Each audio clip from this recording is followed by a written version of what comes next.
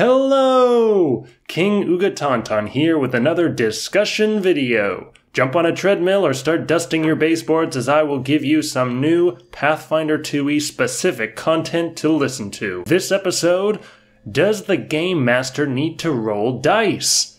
Let's see a way to remove the need for the Game Master to roll any dice at all and talk about if that's a good thing or a bad thing. Pathfinder 2e is built on an assumption of parity between the NPCs and monsters and the player characters. That means both the NPCs and the players follow the same rules. It's true, okay, an enemy creature might have an ability that player characters don't have access to, but if either a player character or an NPC wants to attack, they'll roll the same die and add the same bonus. Is this a good thing? Well, if you asked me in a vacuum, I would say yes. Then I would say, let me out of this vacuum! The rules are meant to simulate a fantasy world, and since both the player characters and NPCs exist in the same world, well, they should probably follow the same rules. But in practice, this can be a little bit annoying. The players get to each control one character, which means every single mechanic is fun and novel to use. But the Game Master controls everything else. They might be controlling 8 goblin NPCs at once, not to mention hazards, describing what's happening. Plus you have to make all these split-second judgments and figure out all the rules. By the way, if you're a player playing a wizard and you see your Game Master start to cry after you tell them you don't know how your spell works, this is why. Your Game Master already has a ton of work, and all you need to do is know your own character. Now, how could this workload get reduced? Well, there's a way that you can play Pathfinder 2e without the Game Master ever needing to roll dice. Okay, rolling dice is fun, and maybe it would suck to never get to do it, but if you're like me and can find being a Game Master fun, but pretty exhausting, then maybe this is a potential solution. And it works based on a simple principle. You can turn any bonus into a DC by adding 11. And likewise, you can turn any DC into a bonus by subtracting 11. And if you do this, you will have the exact same distribution of results. Now, this is different from the actual rules. The actual rules say that you add and subtract 10, respectively, to turn a bonus into a DC. And when it says to do that, you should still do it in those situations. But when the magic number is 11 instead of 10, you get a method that you can change who is rolling the dice without actually changing any math or probabilities. In other words, you're not actually changing the game, you're just changing who is rolling the dice. Let's say you have a player character fighter with an AC of 17 and a goblin warrior with an attack bonus of +8. Okay, normally if the goblin wanted to attack, the GM would roll a d20 and add 8 to see if that meets or exceeds the fighter's AC of 17. But the Game Master is tired and she doesn't want to roll. Instead, she could just say that the goblin attacks with a DC 19. The goblin swings its dog slicer with a DC 19. 19, because that's 8, the attack bonus, plus the magic number 11. The fighter then has to defend against the goblin by rolling a d20. Roll a d20 for defending and add +6 as a bonus to the roll to see if that meets or exceeds the dog slicer swing of DC 19. Okay, why +6? Because the fighter had an AC of 17. And 17 minus the magic number 11 is +6. Okay, again, I'm using 11 because that keeps the math the exact same. In both these scenarios, no matter who is rolling, either the attacker or the defender, the goblin has the exact same chance of hitting the fighter. The only difference is who is rolling. If you want to keep things the same as the rules, you could make that magic number 10.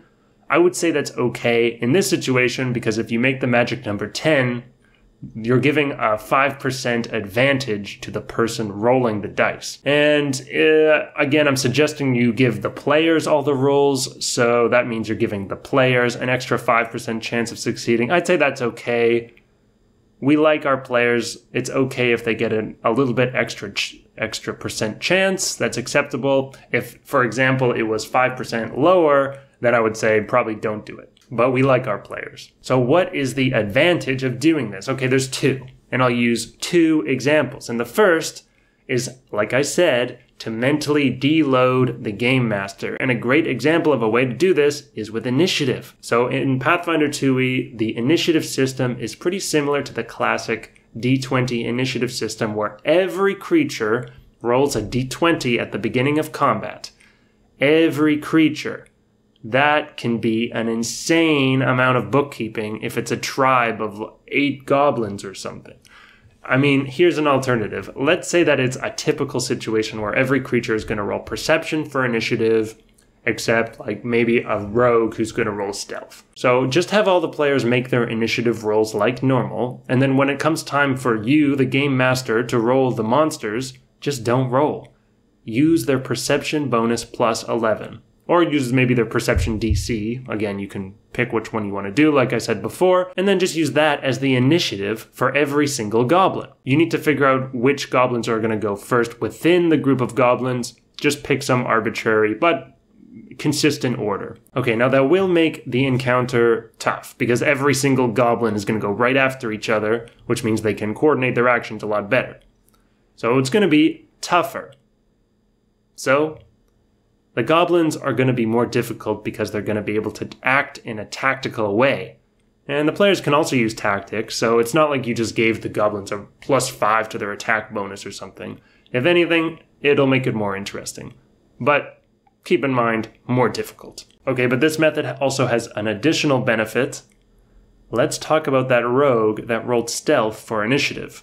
So as written, if you use stealth for initiative, you begin undetected to the enemies if your stealth initiative roll beats their perception DC. That's the rules as written. Okay, let's just think about that for a second.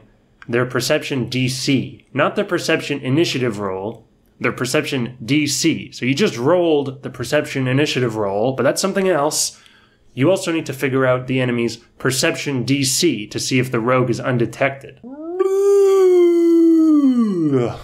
Just use the perception DC, or a perception DC if you want. However you want to calculate it, just use the same number for everything. And if the rogue beats it, they're undetected. If not, they're not. Way less bookkeeping for our darling, beautiful game masters of the world. The second advantage is exemplified by the example I used before with the goblin and the goblin's attack being a DC while the player's defense is a D20 roll with a bonus. Now this is what we call active defense. The player character needs to roll a die to see if they can successfully defend against the enemy's attack. Now, one nice side effect of this is that it creates parity with the saving throws. Now you just have 4 defenses: armor, reflex, fortitude, and will. That's, I don't know, it's nice and equal. I don't know. But the real benefit is player engagement. Rolling dice is fun, and it means that even if it's not a player's turn, they need to be paying attention. I've been at tables where it's the enemy goblin's turn, and half the players at the table get up to go get a snack. And this is usually big tables with really long rounds. Now, why can the players get a snack in the middle of combat? Well, it's because if the goblin attacks them, all they really need to do is shout their AC from the kitchen, and they've successfully done their part. Blech. Now, I don't blame the players for this, because waiting for the game master to run 8 goblin turns is boring, even if the turns are spread out amongst a bunch of initiative places. But active defense can help solve this problem.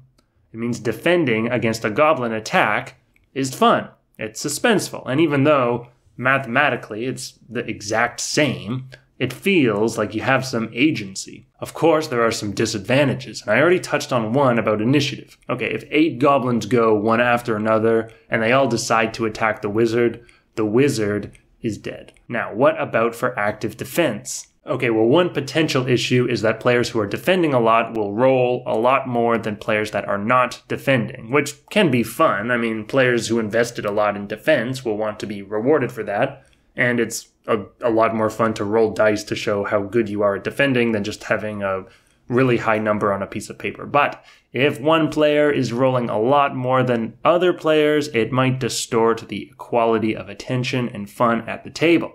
Okay, your mileage maybe will vary on this point.